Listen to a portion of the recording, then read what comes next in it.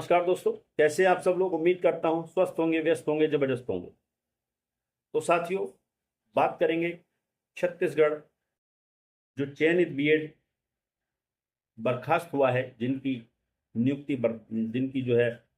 Service जो है बर्खास्त हो गई है, उनको लेकर के छत्तीसगढ़ में जो उनके समायोजन की प्रक्रिया शुरू की गई थी, उसको लेकर के आप जानते हैं कि कुछ याचिकाकर्ता जो हैं वो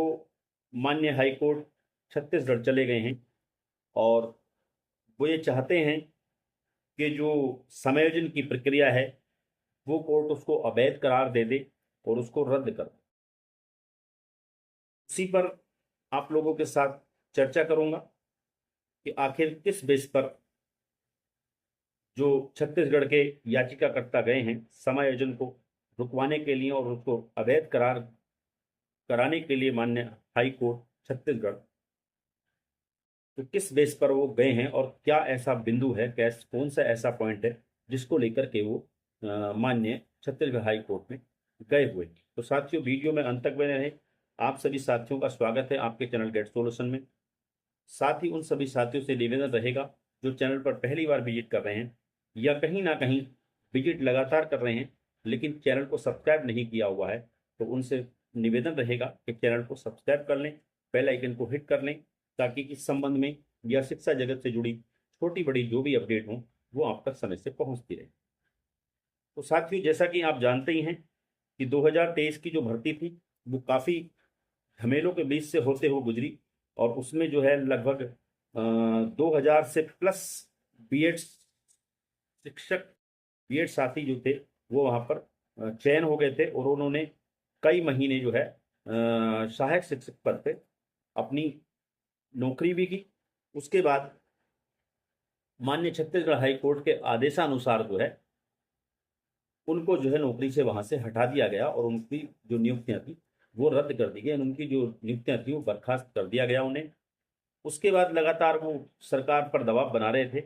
और आपने देखा काफ़ी उन लोगों ने आंदोलन भी किया और उस आंदोलन के चलते फिर सरकार ने कहीं ना कहीं उनकी मांगों को मानते हुए समायोजन की प्रक्रिया शुरू की, जो 17 जून से स्टार्ट होने वाली। सवाल समायोजन पे आ गया और समायोजन के को लेकर के उसके विरोध में कुछ याचिकाकर्ता जो हैं वो माननीय हाई कोर्ट छत्तीसगढ़ चले जाते हैं और छत्तीसगढ़ से वो इस समायोजन को अवैध करार देने की बात करते हैं और इसको अवैध बताते हुए अपनी बातों को रखते हैं। तो मेन बिंदु जो यहाँ पर जिस चीज को लेकर के बहस होगी और हो रही है वो बिंदु है उत्तर प्रदेश का जो मैटर है शिक्षा मित्रों का। आपको जानकारी होगी कि जो उत्तर प्रदेश में 1.5 लाख से प्लस शिक्षा मित्र थे, उनको जो है उस समय की तत्कालीन सरकार ने लगभग 1.5 लाख ही स्कूलों में पद, जो सहायक शिक्षक पद थे वो खाली थे, तो उस डेटा के हिसाब से उन्होंने उन 1.5 लाख प्लस 1.5 लाख के आसपास जो शिक्षा मित्र थे उनको जो है सहायक शिक्षक पद पर जो है समायोजित कर दिया। उसको लेकर के मामला सुप्रीम कोर्ट गया और सुप्रीम कोर्ट में जब बहस हुई और बात चली तो उसमें यह पाया गया कि जो शिक्षा मित्र हैं उनके पास कोई भी ऐसी निर्धारित योग्यता नहीं है जो सहायक शिक्षक पद के लिए अनिवार्य रूप से जरूरी है। ऐसे में माननीय सुप्रीम कोर्ट ने उन शिक्षा मित्रों को, यानी कि जो शिक्षक बने थे, शिक्षक पद पे जिनको समायोजित किया गया था, उनको वापस से शिक्षा मित्र कर दिया था और वो लोग कई कई महीने नौकरी भी कर चुके थे और कई कई महीने की अपनी यानी कि सैलरी भी प्राप्त कर चुके थे। तो क्या छत्तीसगढ़ में जो बीएड शिक्षक हमारे साथी हैं, जो बर्खास्त साथी हैं, उनका अगर समायोजन होता है तो क्या भविष्य में उनके साथ भी इस तरह की दिक्कत हो सकती है? ये एक अपने आप में बड़ा सवाल है। देखिए साथियों, ये मामला माननीय हाई कोर्ट में चल रहा है और हाई कोर्ट में जो याचिकाकर्ता हैं वो कोर्ट को लगातार ये समझाने का प्रयास कर रहे हैं कि जिस तरह से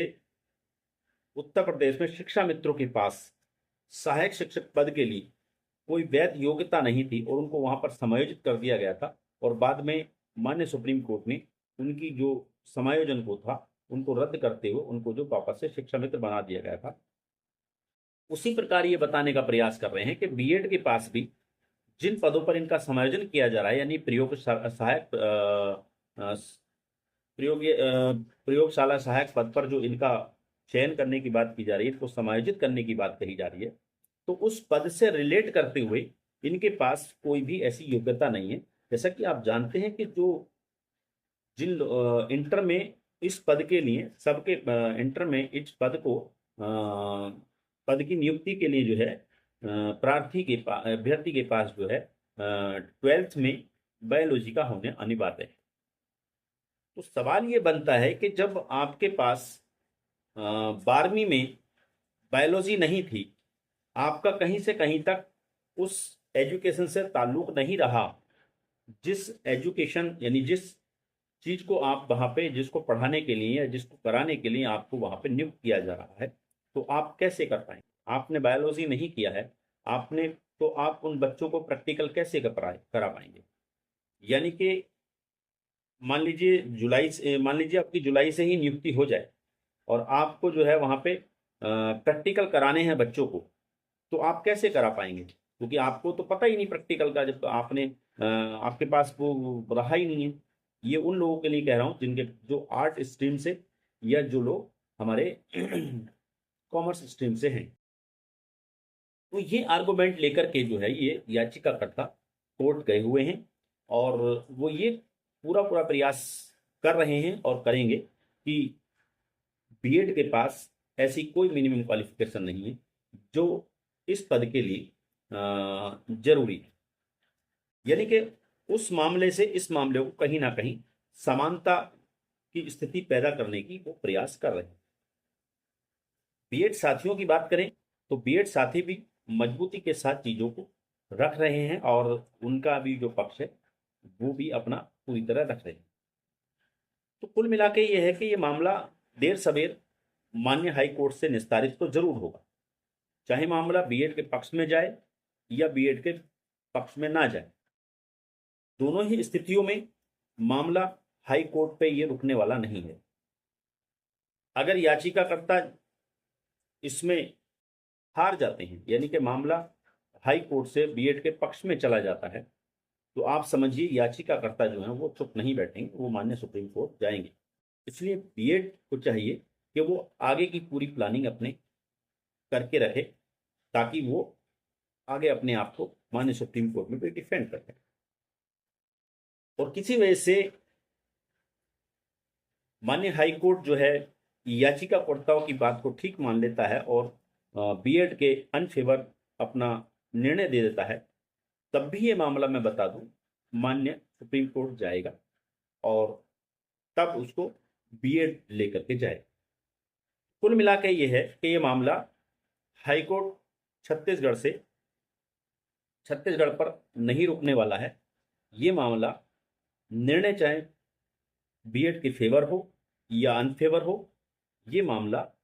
माननीय सुप्रीम कोर्ट जाएगा, ये आप तय बात समझ। तो साथियों,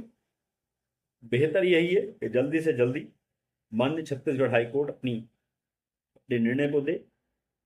ताकि समय इसमें ज्यादा खराब ना हो। तो बाकी तो कोर्ट का विवेक है कि वो निर्णय क्या देगा। आप वीडियो में अंत तक बने रहें, इसके लिए आपका बहुत बहुत धन्यवाद। आगे जो भी इस संबंध में अपडेट होगी उसको लेकर के फिर आपके बीच उपस्थित रहूंगा। तब तक के लिए साथियों, नमस्कार। आपका दिन बहुत बहुत शुभ।